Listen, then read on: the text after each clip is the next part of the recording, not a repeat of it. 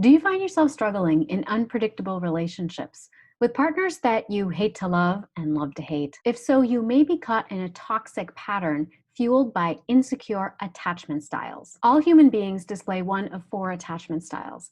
And if you have one of the three insecure attachment styles, your relationships may be doomed unless you learn how to heal properly. Attachment styles affect you in four compelling ways. Number one, from the deepest recesses of your instinctual brain, your limbic brain. Number two, from the stimulation of your nervous system. Number three, through epigenetics and your DNA. And fourth, with a chemical cocktail of neurotransmitters that bond you to partners that give you intermittent reinforcement, like a drug addiction. Brain researcher Helen Fisher calls this frustration attraction, and she likens it to a gambler at the slot machine.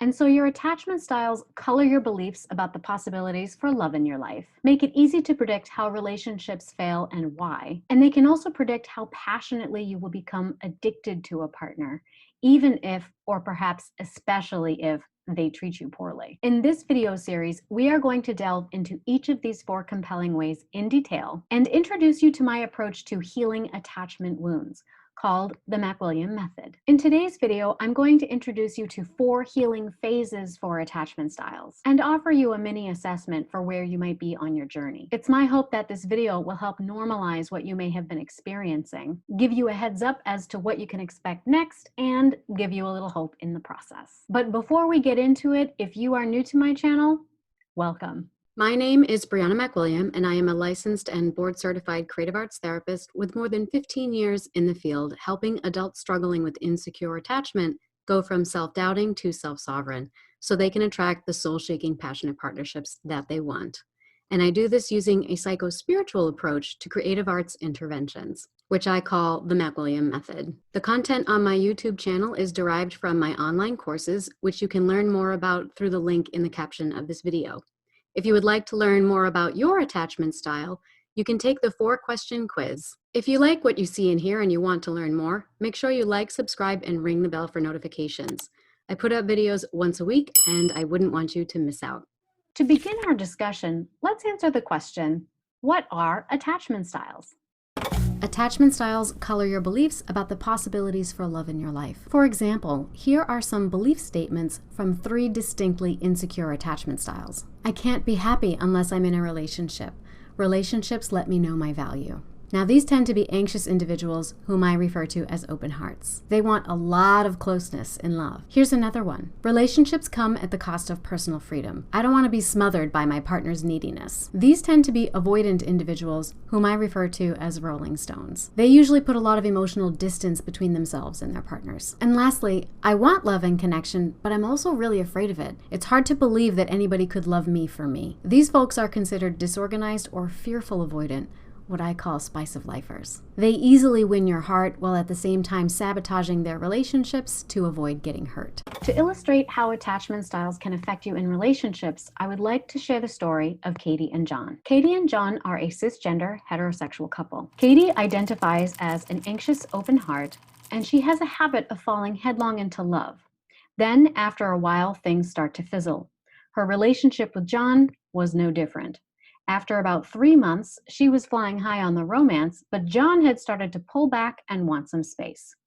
Katie claimed she was fine with it, but deep down, a desperate panic started to ensue, and she became terrified she was about to lose the love of her life.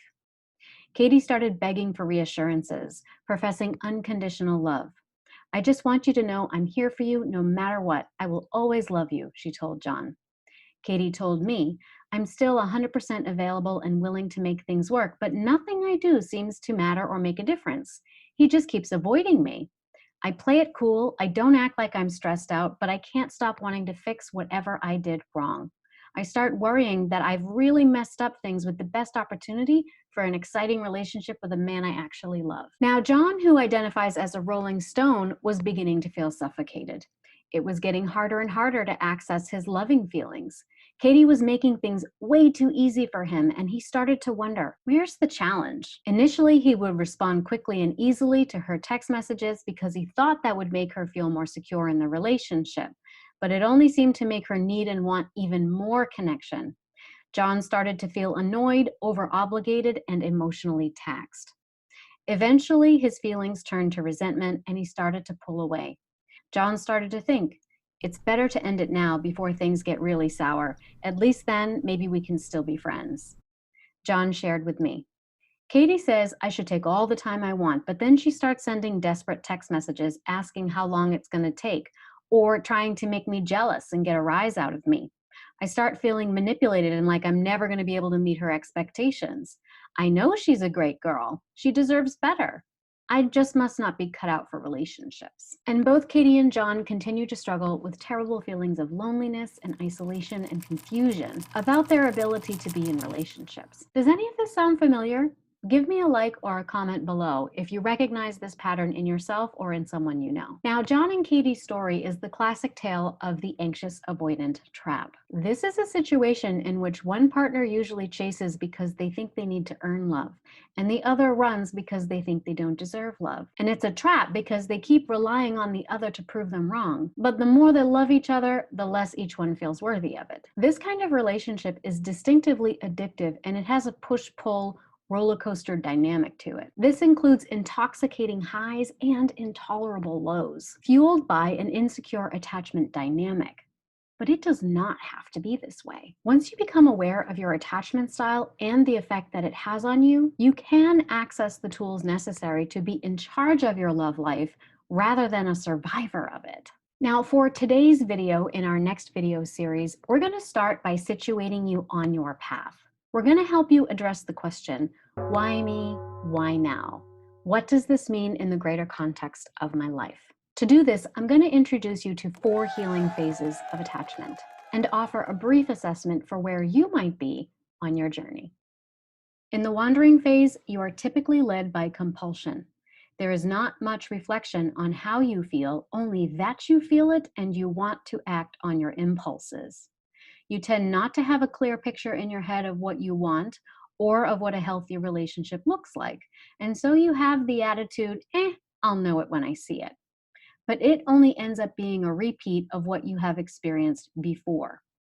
You need to believe that you are justified in this, and so you tend to cling to fantasies about what the relationship could be versus what it actually is. Growth in this phase is typically painful, and it usually involves one hard lesson learned right after the other. And some people will remain their entire lives in this phase, never stepping into the next one, which is the exploring phase. And so, are you a wanderer? In relationships, I feel out of control of my emotions. Sometimes I will act or respond impulsively, and then I regret it later. In relationships, I often find myself trying to figure out my partner's intentions and motivations.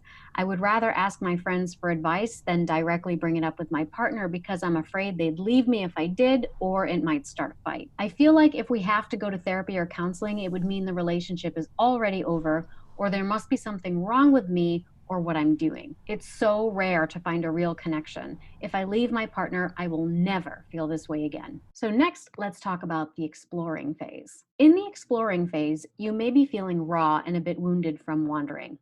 You're starting to explore and to question your feelings rather than simply acting on them because you're afraid of getting hurt again. You may start to read self-help books or seek counseling and therapy. This may provide some relief, but not as much as you want. You continue to struggle with an underlying sense of yearning and desperation. The feelings just won't go away, even though you may have gained some insight into them. Yet you now know the answer cannot be found in a short-term escape, so you continue to actively seek tools and resources. Growth in this phase really revolves around expanding consciousness and building your skill sets. That includes developing a vocabulary for your feeling states and building upon your coping skills. It's usually towards the end of this phase that you realize there's no such thing as a quick fix-it solution. And so, are you in the exploring phase? In relationships, I have grown to feel hyper aware of my neediness and tend to keep a lid on it because I'm afraid of getting hurt again. I have started reading self-help and personal development books to learn more about why my relationships have been so difficult. I'm also considering and/or have already sought counseling. I'm starting to understand where my insecurities come from, but it doesn't stop me from feeling attracted to the same kinds of partners, which sometimes confuses me even more. I'm a lot more aware of dating red flags, even though I still sometimes ignore them. but I don't waste as much time as I used to with unhealthy partners. Now let's step into the discovering phase. In the discovering phase, much of the knowledge and research you have done starts to synthesize. You manage to create some spaciousness around your feelings, and the yearnings are not so poignant anymore. You have explored the hard sciences, and this offers some solace, but now you are searching for a deeper sense of meaning for what you've experienced. You want to connect with your own body and delve into a deeper sense of spirituality. In this phase, old stuff that you thought you'd processed might resurface, and you may struggle with feelings of failure or thinking that you have somehow regressed or relapsed. But the true relapse occurs if you succumb to hopelessness and fall into short-term escapes again.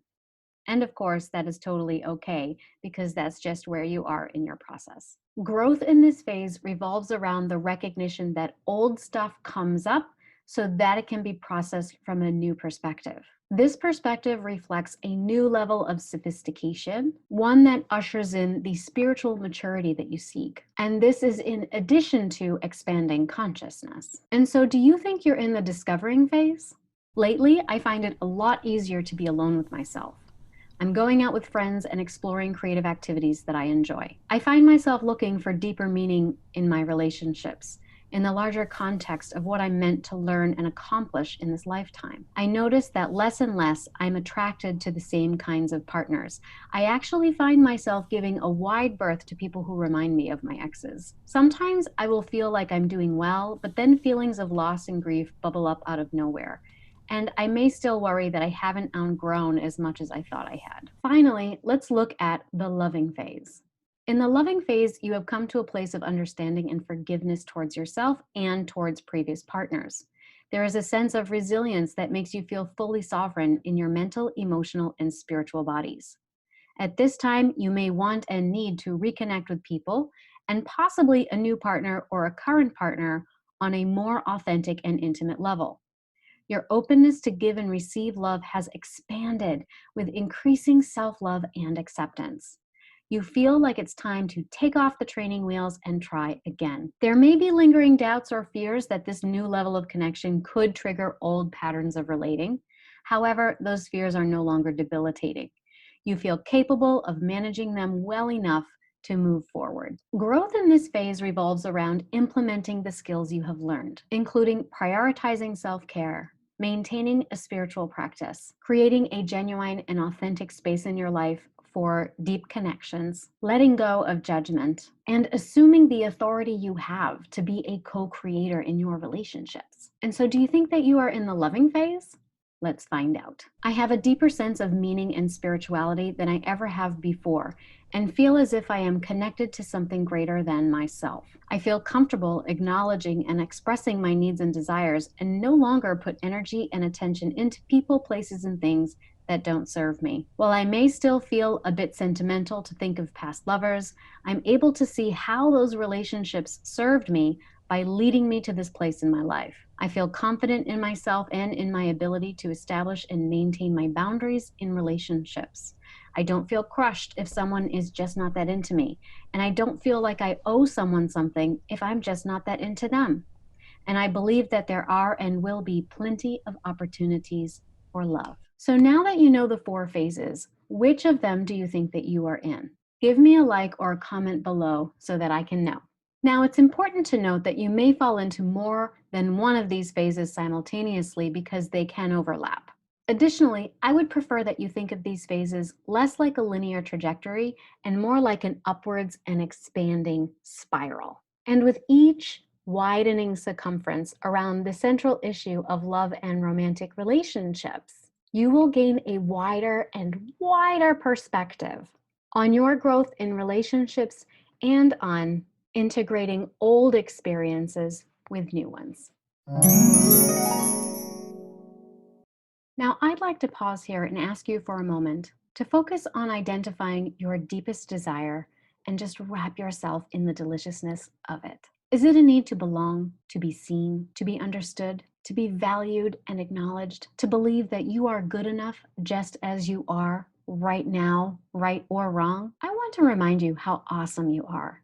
And you are not crazy or too needy for wanting all the things. If you want it, it is not only possible, but a damn near guarantee that it is out there for you. And yes, you are worthy enough to attract a partner that lights you on fire from your crown to your toes. I know you probably have dreams that are bigger than you can fully wrap your head around, and a deep burning desire to love and be loved, while creating a life of mutual respect, joy, and companionship. But you may not feel like you always have it together. And I'm here to tell you that is okay. We will always be learning, growing, and evolving. The goal is to enjoy your process and your own awesomeness along the way, because you don't get on a ride anticipating when you're going to get off it. You don't listen to a song just to wait for the end, and you don't dance a waltz hoping for it to be over. And so you must approach love in this same way, like a ride, a song, or a dance that never ends. Finding pleasure and satisfaction in this process is the only happy ending possible. Using a psycho-spiritual approach to creative arts interventions, I help adults struggling with insecure attachment